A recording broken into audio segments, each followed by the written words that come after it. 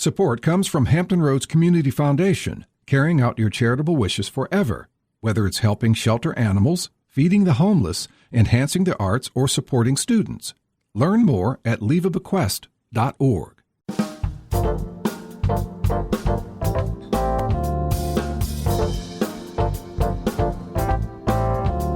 Hello, everyone. I'm Barbara Ham-Lee. I love novels, and I'm usually reading two at a time, one at home and one on Audible in my car. So recently, when I was asked to interview a featured author for the PBS Library of Congress Book Fair, I jumped at the chance. Little did I know that reading All the Sinners Bleed would turn me into a serious fangirl of our guest today. His name is S.A. Cosby, and he's more than a novelist. He's a storyteller. If you're not familiar with his work, you're in for a treat. Stay tuned. A conversation with S.A. Cosby is next on Another View, right after this news from NPR and WHRO News.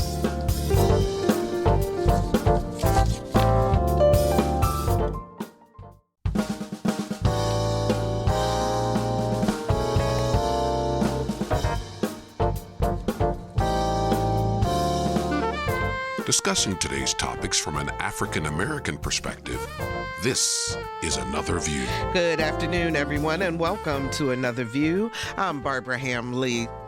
So according to our guest today, there are three guarantees of small-town Southern living: sex, religion, and racism, not necessarily in that order. He ought to know S.A. Cosby grew up in Mathews County, Virginia.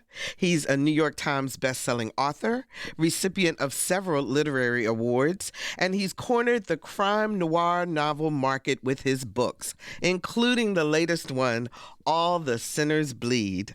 Please welcome to Another View, author S.A. Cosby, and the S stands for Sean. Hey, Sean, how you doing? I'm doing fine. How are you? I'm doing just fine. I am such a serious fangirl now. After you and I did an interview for the PBS Library of Congress Book Fair, which is on YouTube. You guys can go check it out. But after that, Sean, guess what? I have read all four of your books. Oh, my gosh. Thank you so much. I appreciate it. Just ignore the bad words. I'm really not. I'm really much nicer than my books may lead you to believe. I was going to say, and I read them in backwards order. So, obviously I had read All the Sinners Bleed because that's your latest one. Then I went to Razorblade Tears. And then I went to Blacktop Wasteland and finished with My Darkest Prayer. And I will say that especially My Darkest Prayer, if you are prudish,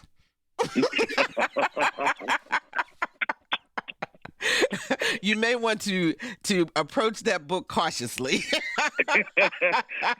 Yeah, that's the one I give warnings about, just because that was my first novel, and I think young S.A. Cosby back then was really trying to emulate and it's almost a pastiche of the great writers that I admired growing up. So it's one of those things. It's funny, like writing is you're able to kind of look back in time and see yourself progress. So I hope I'm a little more judicious in my writing subject matter now than I was back then. Well, one thing that is always amazing to me is how you come up with these plots and the storylines, because every now, as soon as you think you've kind of figured out, okay, I know where this is going, here comes something else at you that you just go, wow, where did that come from? You said to me in our other interview that we did that you are a storyteller, and that is so true. But what does that mean for you? I mean, I grew up in a very large family, and my mother has 4 brothers and sisters. My father had almost 11. Wow. And so I have so many first cousins, and which made dating difficult growing up in Mathews because you're related to everybody. So we all got to go across the river to Newport News. Let's all pile in a car because we're all cousins with everybody in the neighborhood. But I grew up around folks who were just really great raconteurs. I grew up around backyard barbecue orators. And I learned the sort of oral gift, the oral tradition of storytelling from my grandmother, my grandfather, my uncles, my aunts. And so couple that with just my voracious reading habits as a child, and then being around books. We grew up in a household, we weren't as financially advantageous as some other families, but we had so much love and so many books around us. My mom read biographies. My grandmother read my grandmother read romance novels that I probably shouldn't have been reading. That's where that stuff comes from. That's what I was going to say. That's how you got to write My Darkest Prayer. I got it.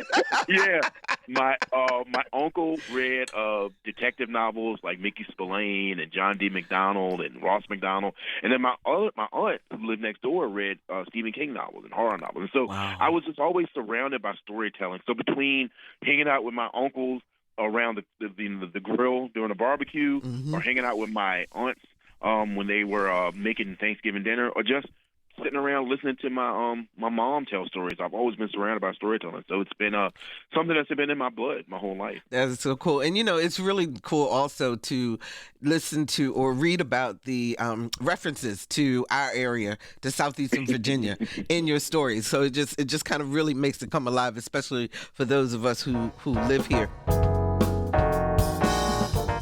You're listening to an Encore presentation of Another View. Please hold your calls. So let's talk about All the Sinners Bleed, since that's your latest book. What is it about? So basically, All Sinners Bleed is the story of Titus Crown. He's the first black sheriff in a small southern town.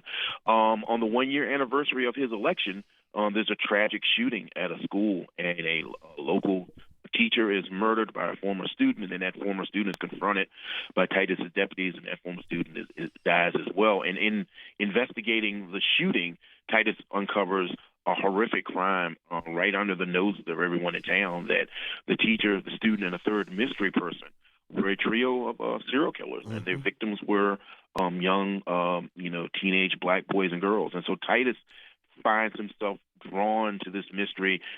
He feels like he has a moral responsibility to solve it, while at the same time dealing with the everyday, day in and day out minutia of being a sheriff in a small town, with all the things that are involved in that. And so for me, the story really is about a person who stands up for the least of us. I like to think of Titus as a knight errant, so to speak. And so he's the one that decides, I'm going to stand up. I'm going to stand in the gap between the darkness and the light for the people that I care about. And, Titus is when you also get to know him as a person, because beyond his work, his law enforcement work, you get to find out about his love life. You get to find out about his relationship with his father. Relationship is important to you in your books. Yes? Yeah, most definitely. Definitely. Because I think for me, there are only 4 or 5 plots in writing. Man versus man, man versus himself, man versus nature, so on and so forth. And so that, that's a given when you start writing. For me, what I try to do to set my writing apart, or the writing that I love reading, the writers that I admire, are writers who really delve into the complexity and nuance of relationships and how that affects character. For me, character drives story.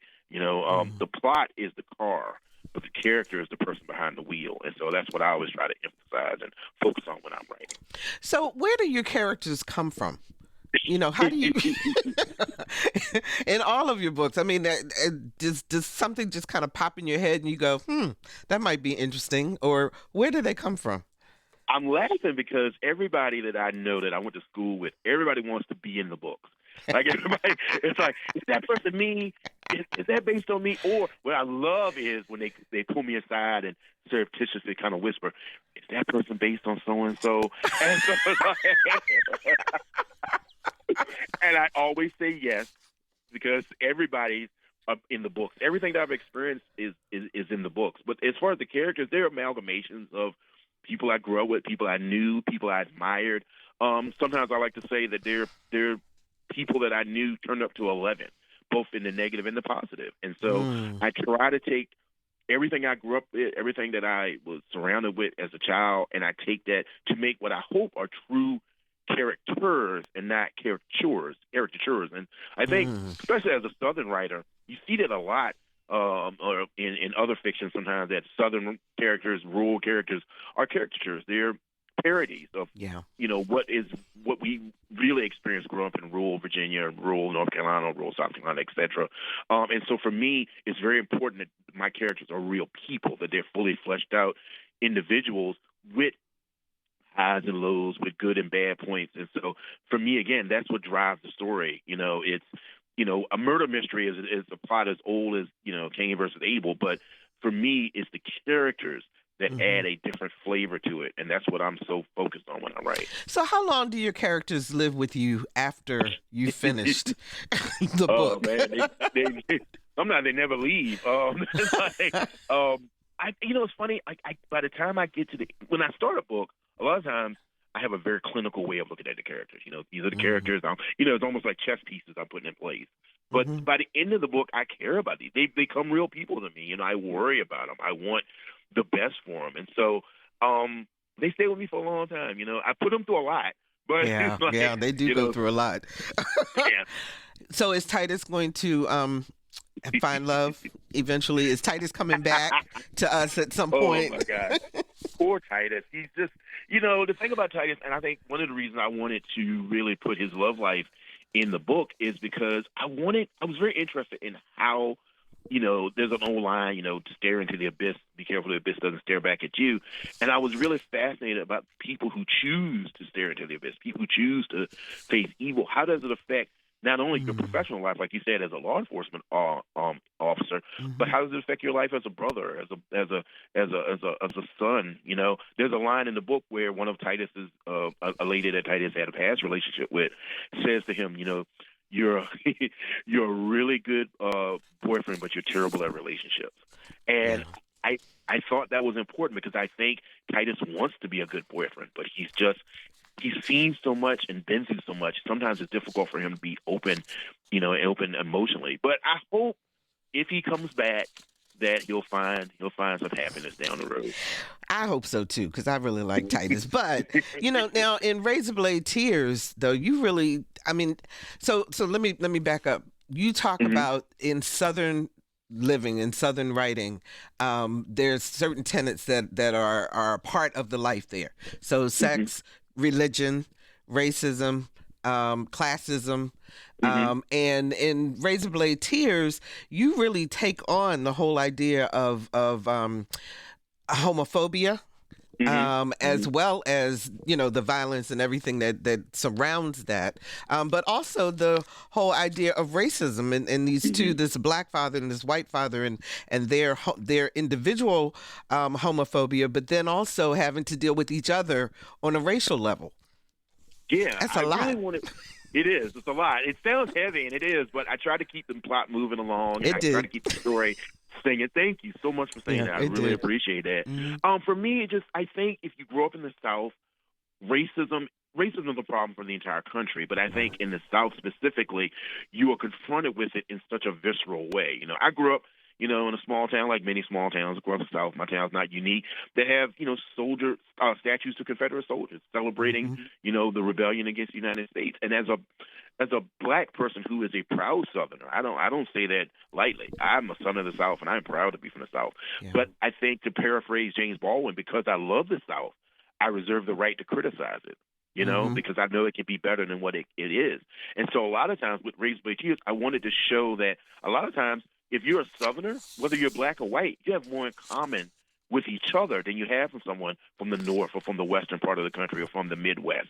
There are certain things, like if I say to a Southerner, black or white, scrapple, I don't have to explain what that is. You sure don't. There's a shorthand that exists because we're all eating it. What some people call Southern cuisine is soul food. And so I think there's a camaraderie there that many times some people don't want to acknowledge. And so I really wanted to address that in the book. But also I wanted to address the idea of homophobia, the idea of narrow-mindedness in small towns. And I don't think that narrow-mindedness is the default. I think it's something that can be addressed. And, I wanted to address it. And so that's what was important to me about talking about that in Razor Blade Tears. Also talking about toxic masculinity, talking about how that affects not only the people who perpetuate it, but the people themselves. And not only the people that you extend it to, but also how it affects you internally. So, for me, crime novels are the best way that I found to examine the things that are important to me as a part of the human condition, if that doesn't sound too pretentious. But, I think, for me, crime fiction is the gospel of the dispossessed. Wow. Like if you read a novel by Philip Roth, right, I may not understand what it's like to be a humanities professor at a Northeast college, but everybody understands what it feels like not to have enough money to get what you want. If you read a novel by James Smiley, I may not understand what it's like to be a farm owner who owns 1,000 acres in Nebraska, but everybody understands what it feels like when your heart is broken. And so for me, crime fiction revolves around those very basic human tenets, and I'm able to use that to tell what I hope are very interesting, fast-paced stories. But all my books are really a love letter to where I grew up. I love Virginia. I love the area I grew up in, Mathews, Gloucester, Middlesex, the Middle Peninsula. And so for me, when I'm able to tell these stories, I'm able to tell the stories of my uncles and my aunts and my grandfathers and my friends' fathers. And it means a lot to me to be able to share that with the world. How much of the characters are little pieces of you? I think if you asked me that a couple of years ago, I would have said 30%, but now as I've gotten older, I'll say 10%. Because the characters I read about now are much cooler and much smarter than me. But I think, there are times when characters speak in their own voice, and there are times when characters speak for the author. I think, there's an issue, I think, sometimes with people who think when you write about something, that's an endorsement of it. I'll tell you a funny story really quick. So every year on Mother's Day, I love to post a clip on social media from the movie 3:10 to Yuma. It's my favorite Western. It stars Russell Crowe and Christian Bale. Anyway, there's a scene in there where Russell Crowe is confronting a deputy. He's an outlaw, and the deputy has said really rude things about his mother, and Russell Crowe's like, hey, even bad men love their mamas. And I posted, and I think Bug, who's the main character of Black Top Wasteland, would agree with that. And I had so many people come into the tweet or into the post and say, Bug is not a bad man. Don't say that about him. And so it's like, I think, I love that people love the characters. I love that people understand the characters, but I am not endorsing what Bug does in that book. Bug is a complicated man. I'll leave it at that. Well, he is complicated, and Bug was really trying to help his family. He had altruistic reasons for the things that he did, even though, it all comes down to the choices that we have to make. And your characters make some really tough choices, some because of where they are, the circumstances that they are facing at that, at that given time. And then the question comes down to, whatever your decision is, there's going to be a consequence. And so, got to weigh whether the consequence is worth it or not.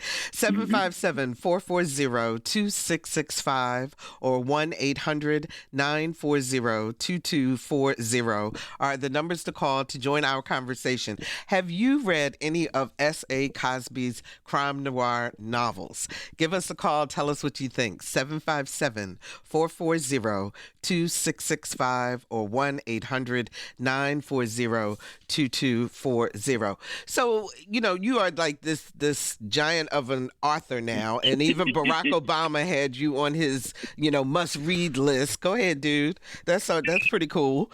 I'm gonna tell you the truth. I when I first heard that, I was literally burst out into tears. I was laughing and crying at the same time. I couldn't believe it. It's just, it's one of those things that it's so surreal. You almost have to ask yourself, is this really happening? Like, is somebody trying to prank me? Wow. Is one of my friends messing with me? And it's like, no, the former president of the United States, one of our most erudite, one of our most scholarly presidents in my lifetime, knows your name. And I know he knows your name, likes your stuff. And like I said, I want to apologize. Like, Mr. President, please ignore all the curse words. It's like, I'm really not that bad of a person. But I had a friend of mine that told me, like, he's all right, man. He don't mind. He's from Chicago. So well, and the thing, too, is that, I don't think I would see Bug speaking, in in very correct, proper, English language. That wouldn't jive with his personality and who he is. So there you go with that one. But this journey of yours is not just like an overnight success kind of thing. You've been this for a long time. Tell us. Yeah, no, I've been writing since when you had to send a self-addressed stamped envelope to get your story back. So I've been writing since before those emails. That tells how old I am. But it's funny. I've always wanted to do this. I just never thought it would happen in a way that would be, something I could make a living at. My mom has passed away, unfortunately, a few years ago, but she always was like, oh, thank you. And she was always like, I want you to write because, that's what you got to do. My mom always believed that writing was my thing, that everyone has this thing that they can do. And she would always say, birds got to sing, bees got to sing, you got to write. But at the same time, she was like, make sure you got a good job, make sure you work. And so I was very glad that she lived long enough to see some of this come to fruition. She saw some of this happen. And that, it's funny, though, I had two teachers who really, really supported me as the idea of being a writer. One was my fourth and sixth grade teacher, because she switched grades, was Miss Lolita Payton, who really, sort of noticed early on that not only did I love to read, but I love to write. I would tell stories in class, and then instead of getting in trouble, she would let me tell my stories to the class, and then she encouraged me to write my stories. And so she was one teacher. And then another teacher was Mr. Jeff Bone. He was my 11th grade English teacher, and he really supported me. He really noticed that I had a talent for writing. He gave me books like E.B. and White and Strunk's Elements of Style and the collected works of Samuel Beckett, stuff that wasn't on the high school syllabus, but he thought I would appreciate it. And he always supported me, like, you got to write. You're such a good writer. And so after graduation, I went to college for a couple of years. I had to drop out. My mother was ill, and she got even sicker, so I had to come out. But every time I would run into him in the neighborhood, because he still lived around town, he's like, you still writing? I'm like, yeah, I guess. He's like, don't give up. So years go by, and now, he's been able to see me do this, and he came to my book signing a couple of years ago, and it was like he was so proud of me. He was crying, I was crying, everybody was crying. That is so cool. And I read somewhere where you wrote one story when you were like in elementary school or whatever, and they actually sent you to the school psychiatrist. Yeah, so I wrote this really gnarly werewolf story, and my teacher I was passing it around my friends. And, of course, one of my friends messed up and let the teacher see it. And she was very concerned. So I had to go talk to the school psychologist. But to his credit, he was like, no, there's nothing. He's fine. He's just very creative. He has a very creative mind. And, he gets bored easily. And so he really also believed in me as a writer. So, I think writing is a form of madness anyway, but he was able to see the creativity through the madness. So I appreciate that. So there you go. If you're just joining us, I'm having a conversation with New York Times bestselling author S.A. Cosby. His latest book is All the Sinners Bleed. 757-440-2665 or 1-800-940-2240 are the numbers to call to join our conversation. What questions do you have for Mr. Cosby? You're listening to an encore presentation of Another View. Please hold your calls. Let's go to Kate in Norfolk. Hi, Kate. You're on the air. Hi, Barbara. Hi, Sean. How are you doing? Hi, I'm good. Good. Well, Sean, you referenced earlier that your family, they're just full of readers and you were around books growing up, and you specifically referenced your aunt reading Stephen King. So how did you feel that the Stephen King reviewed your book, All Sinners Bleed, in the New York Times? I felt crazy. I felt like I was in a dream. I felt like I was going to cry. It was so just incredibly monumental. I mean, there's this writer, this author, this legend of American letters, who not only reviewed the book but liked it and really read it. Like, if you read the review, you can tell he really read the book, and it's a true, honest review. He didn't like everything, but he liked enough that it made me happy. So, honestly, it's just framed in your home now. Oh yeah. I got it framed in my home, and my aunt has a copy too. So, thank you so much. Thanks so Well, much for the thank you so call. much. Enjoy the book. Thank you, Kate. Thanks so much for the call. We appreciate that. So people really are reading, and it's interesting because I think I'm one of the rare talk show hosts who actually reads the book before I bring the author on the show.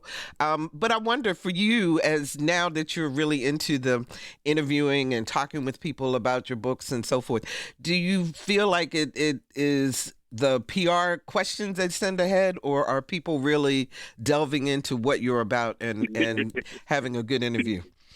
I'll say this: there are times when I do an interview where I can tell the person read the back jacket copy, and there are times where I can tell the person really read the book because they have really in-depth questions. I'm happy to talk about in either situation because I love talking about books, not just my own. I mean, I love talking about books, and I'm still a very voracious reader. I just don't get as much time to read as I used to. So if you want to talk about books and you want to talk about mine and just read the back copy, or you want to ask in-depth questions about why is Titus left-handed, I'm good either way. So what would you tell aspiring writers or people who write but go, I don't know if I need to send this off to somebody? I mean, I know there's a lot of self-publishing opportunities out there too. Is that a good way to go, or? I think you have to figure out what works best for you. Self-publishing is definitely a viable opportunity, and it's a way that you can get your name out there and get started. Self-publishing requires a lot of work because you have to really hustle to get your books out and get your books' attention in a huge market.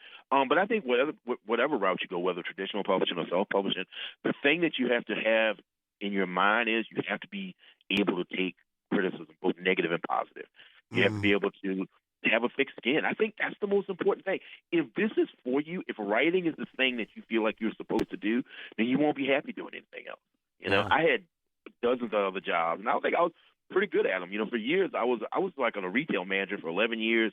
I won awards, and commendations doing the retail job. I really loved my coworkers. I truly love. Shout out to Gloucester 1723 Lowe's. That's my old store.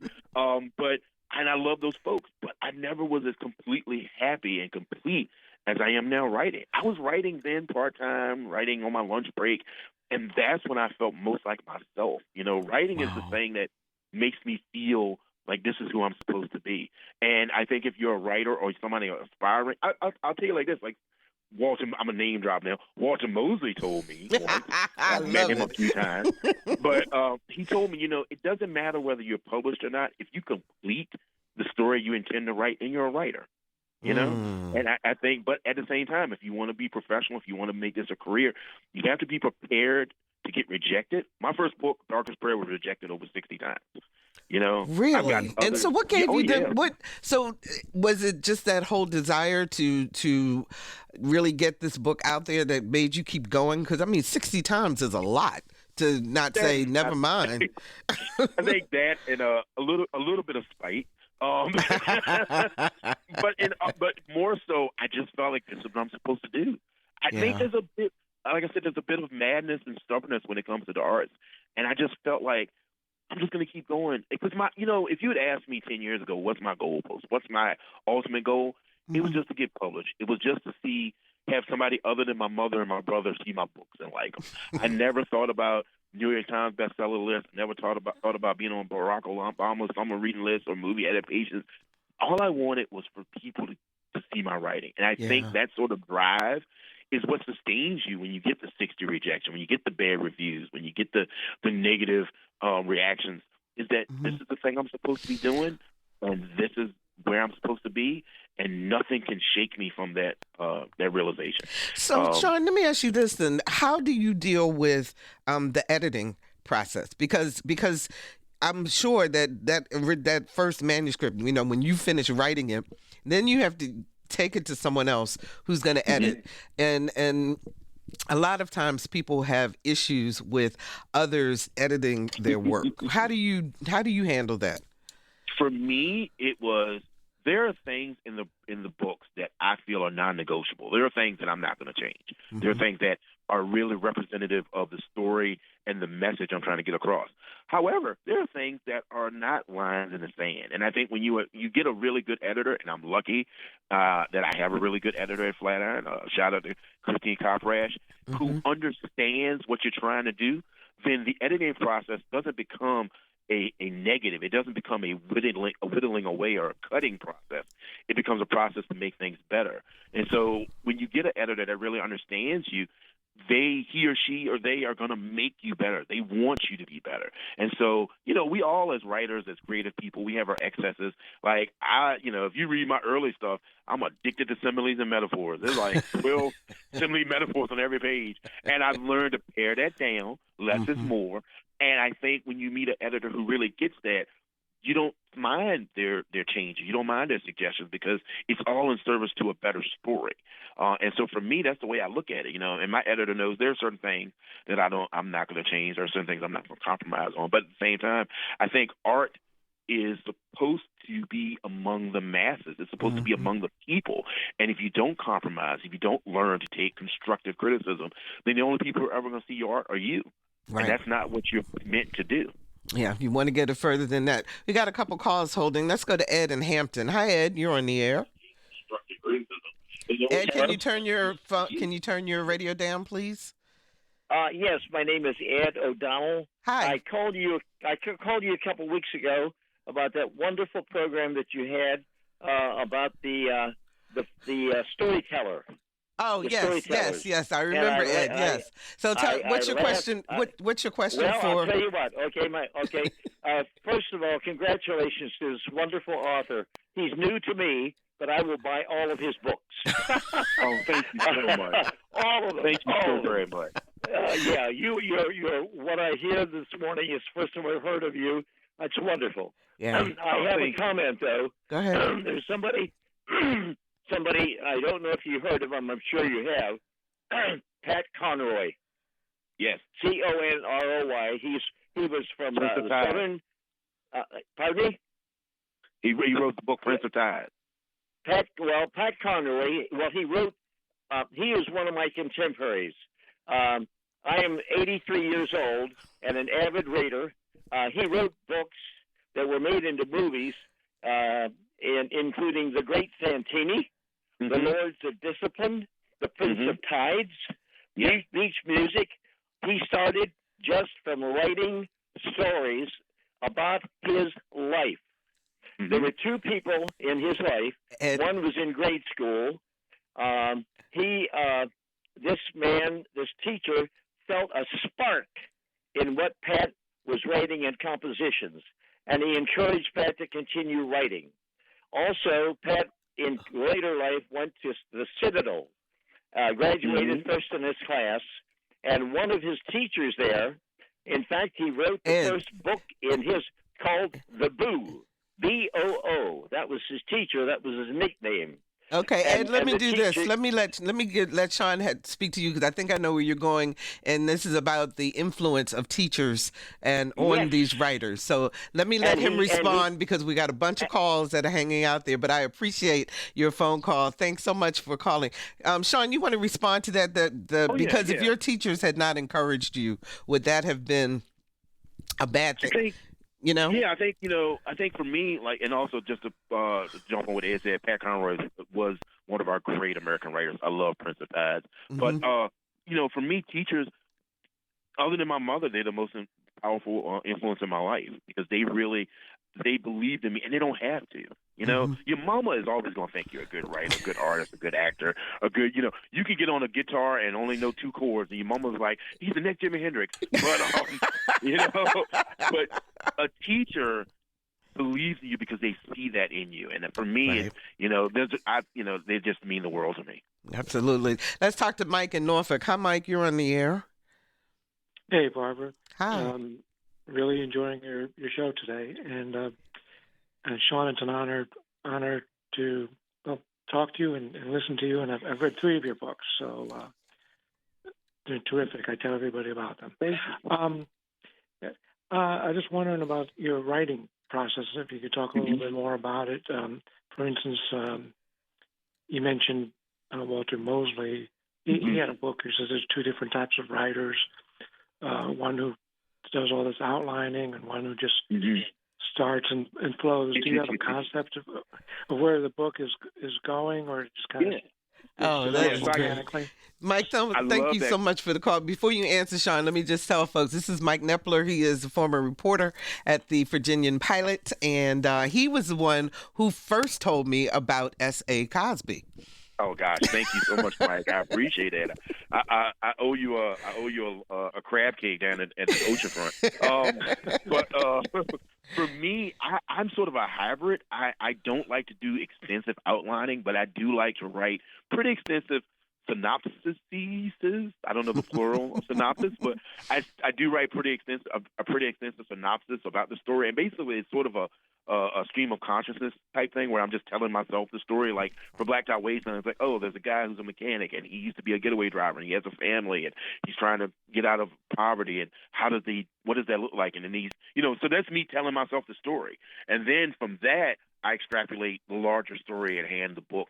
A lot of times the synopsis in the book go in vastly different ways, but it's sort of like the synopsis is a roadmap for me. I will tell you, I'm the laziest writer in the world.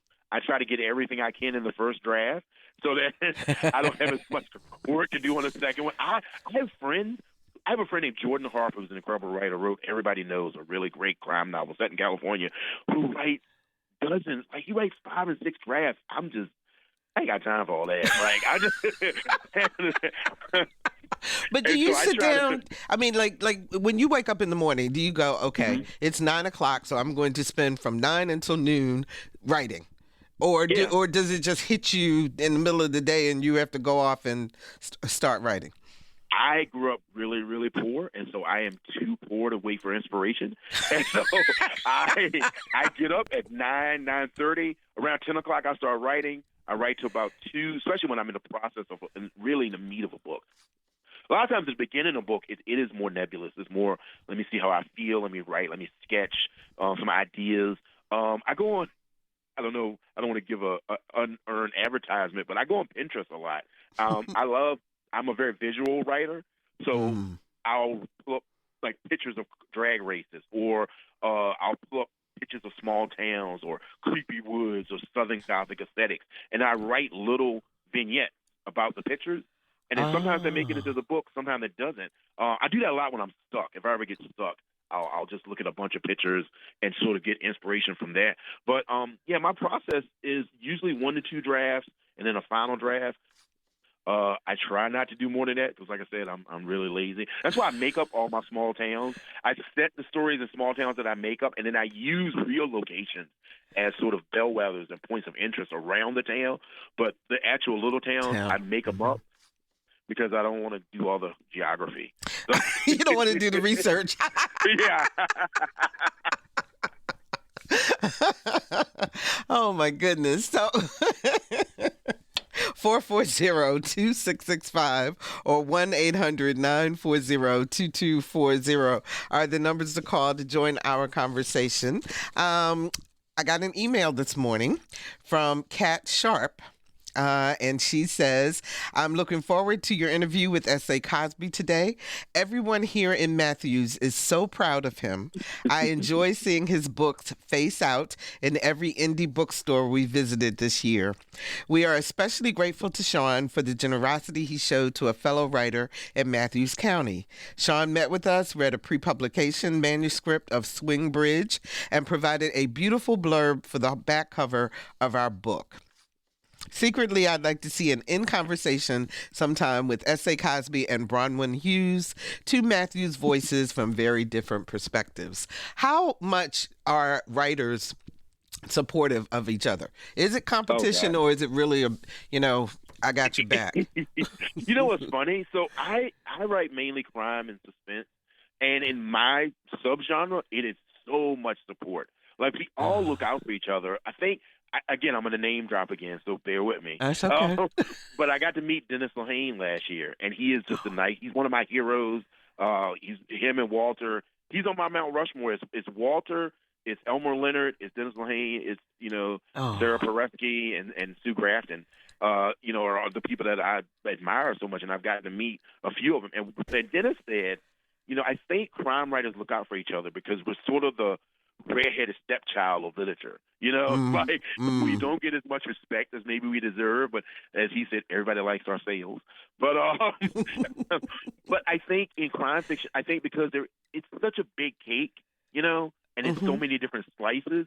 So I can write rural Southern noir, and I can see my friend Kelly Garrett, who writes, urban domestic suspense. I can see my friend Jennifer Hilliard, who writes domestic thrillers, and I can talk to my friend Jordan Harper, who writes, sort of California corruption crime thrillers. There's so many subgenres within the genre that we never feel like we're competing with each other. And I always love to see another crime writer do well because it just opens up doors for me. I think, for me, crime fiction, there's people who look down the nose at crime fiction, but for me, every great novel could be considered crime fiction. There's a book called Crime and Punishment by Dostoevsky that is, one of the greatest books in English ever written, and it's about crime. I mentioned it earlier, but one of my favorite novels is 1,000 Acres by Jane Smiley. There is crime at the center of that. I think, again, like I said, crime fiction is the greatest vehicle to talk about the human condition. Because, like I said, not everybody is going to understand every demographic, every situation, but everybody understands desperation. Everybody understands pain and loss, and I think crime fiction is able to articulate that better than any other. So there are genre. universal themes that everybody can relate to, regardless of where they come from or what their situation is. Yeah. Exactly. Let's go to, I hope I say this right, Roby in Mathews. Yes. Hi. You're on the air. Hey, Roby. Can we hear? Roby, you're breaking up. Can you speak again? Uh-oh. Yeah, I think we lost her. Okay. She must be. So you guys live like really way out in the country, right? Yeah. Like I said, we're right about the Chesapeake Bay. So that last caller, Roby, I know her. She's a friend of mine. I'm so glad she tried to call in. I really appreciate it. Yeah, she said her comment was how proud she is of you. So there you go. You're listening to an encore presentation of Another View. Please hold your calls. Let's talk to Don in Hampton. Hi, Don. You're on the air. Hi, and I won't take long. Okay. John, my last name is Cosby. My family is from Gloucester. I have never met a Cosby male outside of my dad. He had 4 sisters.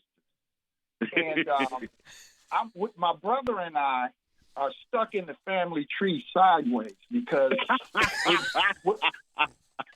my dad was born in 1910. I was born late 1956. So I'm his last child. Yet I had an older sibling brother, because my dad was a widower, that was born in 1928. So wow. I heard the initial interview of you with Terry Gross, Fresh Air, several months ago. So I didn't really, my brother said he knew who you were. But it's just wonderful. I was at Hampton University. Thank you so much. Right, and then I left, and I was in the San Francisco Bay Area for 30 years. I saw the host at the little theater, Hampton University, 2013, when I came back. I saw Barbara Ham Lee. It was the first time. Oh. Yeah, that's right, Barbara. The first time, and you did a fabulous job. Well, thank you. Yes, on a I think it was a Wednesday night. But I would love. Yeah, it was just so cool. But I would love to. The next time you do a book signing, I've got to figure it out because I need to shake your hand. As I said, I've never ever met a Cosby male outside my family. It's so good to meet you, man. I'm sure we related down the road. Yep, somewhere in that tree, even though I know you said you were sideways, somewhere in that tree you guys are hanging. Thanks so much for the call, Don. I tell you, Sean, you got a lot of love going on in the Hampton Roads area for you. I appreciate it so much. Like, I think, coming from a small town, coming from the background that we came from, me and my brother and my mom, and seeing the way people really support the writing and support me as an artist, it overwhelms me. I love my hometown. I love where I come from. I rep Virginia and I rep Mathews because it's what made me. It's what shaped me. And all my family that live there support me. All my friends that live there support me. The people in the town support me. It's such a great feeling because, everything that I do, everything that I write about, even though I write about certain subjects that are dark and not easy to talk about, it all comes from a place of love because I love my hometown. I love where I come from. So we got a Facebook question, Lorraine from Portsmouth. She wants to know, who are your new favorite authors or new favorite books? Wow. Okay. So there are a couple that I will put out, I will say. One is a gentleman named Eli Craner. He's from Arkansas. He wrote a book called Don't Know Tough a couple of years ago, and last year he wrote a book called Ozark Dog. Really great Southern writer, Southern noir writer, and a really good guy. I've gotten to meet him in person. Another one is a good friend of mine named, I mentioned him earlier, so I'll mention both of them back to back. Kelly Garrett and Jennifer Hillier are both writers that I admire. They both write urban domestic thrillers and domestic thrillers respectively. Both are incredible writers, incredible artists that I really like. The last book I read from someone I don't know that I really liked, was I read a book called Her Name is Night by Yasmin Agone. I'm pronouncing it wrong. It's Yasmin, Agnoe. And the best way to describe it is an African female John Wick, and I love that book. It's remarkable. I thought that was incredible. The book I'm reading right now, so I'm in the middle of it, so I don't know exactly how it's going to end, is I am reading, and this is where y'all can be jealous, I got an advanced copy of Jessamine Ward's next book, Let Us Descend, and gosh, it's just, you think sometimes that you're pretty good as a writer, you think you got a handle on this thing, and then you read something like Jessamine Ward, and I guarantee you she's thrown away more good sentences than I'll ever write. She's just remarkable.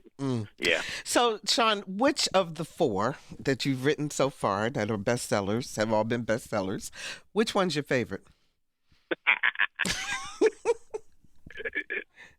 I think I get this question a lot, and I used to say, the one I most recently finished is my favorite or whatever. But, I got to be honest, I think Black Top Wasteland is my favorite because it's just, when I wrote that book, I had parted ways with an agent who had tried to sell Darkest Prayer, and no shade to the agent. Sometimes things just don't work out. And I was sort of alone. I kind of was drifting. I didn't know what I wanted to do. And I watched this PBS program, ironically, of American Masters with Bruce Springsteen. And he was talking about when he wrote Born to Run. And he basically said, I'm paraphrasing here, he had nothing to lose. He knew he was going to get dropped from his record label. He had already had 2 albums that hadn't done that great. So when he went to record Born to Run, it was like he just said, and again, I'm paraphrasing, I'm going to put everything I love about rock and roll into this album. Not what the producers say, not what my managers say, what I love about rock and roll. And I remember watching that, and I was thinking, the next book I write, I'm going to put everything I love about crime fiction in it. I'm going to put the South and fast cars and soul food and moonshine and darkness and light and tragic and toxic masculinity and the love of family and just being behind the wheel of a really fast car that's got enough torque to throw you back in the seat. And that book changed my life. And I think that it will always be my favorite just because it's the most pure distillation of what I'm trying to do when I write. Wow. So what are you writing now? Because I need something else to read. Yeah, I'm working on a book right now, tentatively titled King of Ashes, about a family who owns a crematory who falls in with, unfortunately, with some gangsters. And that book is going really well so far, knock on wood.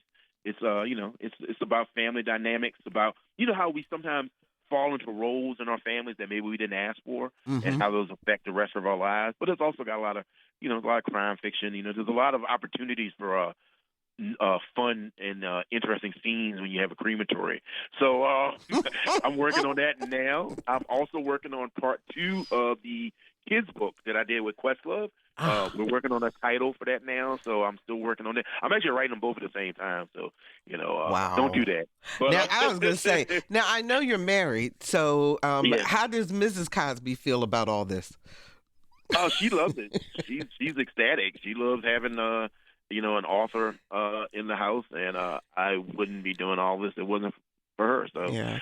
So are there times where you're like in immersed in the writing and so forth, and she needs you to do something else or whatever, or does she just leave you alone and say, "Oh, he's off in this thing right now"? Oh no! I still got to carry the trash out and clean the litter box out. So it's like nationally famous writer and 2-time New York Times bestseller, but I still got to like clean up after the cat. The cat runs the house.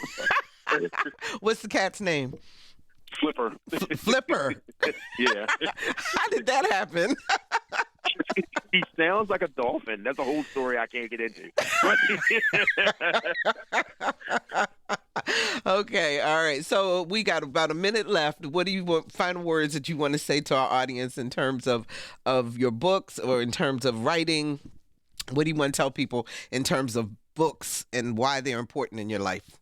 In lives, period. Books are incredibly important in our lives. I just want to say really quick, I love Virginia, and the fact that Virginia, in 1619, the first slaves came to the United States, and they came to Virginia.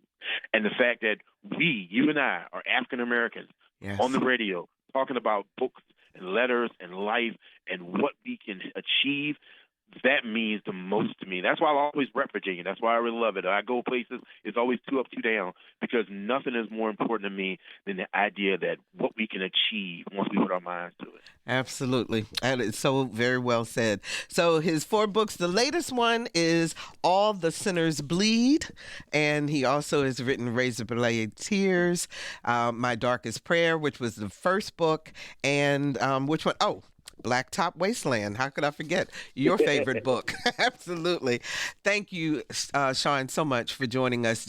You are probably the first author that I've had multiple people call me and say, you've got to get him on the show. So here you go, audience. You're very familiar now with S.A. Cosby. Thanks so much for joining us, and we really appreciate it. Thank you so much for having me. It was a pleasure. All righty. You take care now. And we hope that you've enjoyed this edition of Another View. If you'd like to hear this show again or share it with a friend, and I would encourage you to listen again because he named a lot of different books that you could go in and read if you're interested. Go to our website, anotherviewradio.org, and download the podcast. And while you're there, please remember to sign up for our eView newsletter. We only send it once a week, and it will tell you about the show that's coming up for that week. Next week on Another View, your favorite cardiologist, Dr. Keith Newby, is here with another view on health, and he's talking about COVID. Yes, it's back, folks. Our theme music is an original composition created especially for Another View by Jay Sennett. Lisa Godley is our show producer. Jordan Christie is our audio engineer, and Dr. Barry Graham answered our phones. I'm Barbara Ham Lee. Hey, stay safe this weekend. Sounds like we're going to have a bad storm. Let's get together again next Thursday at noon for Another View.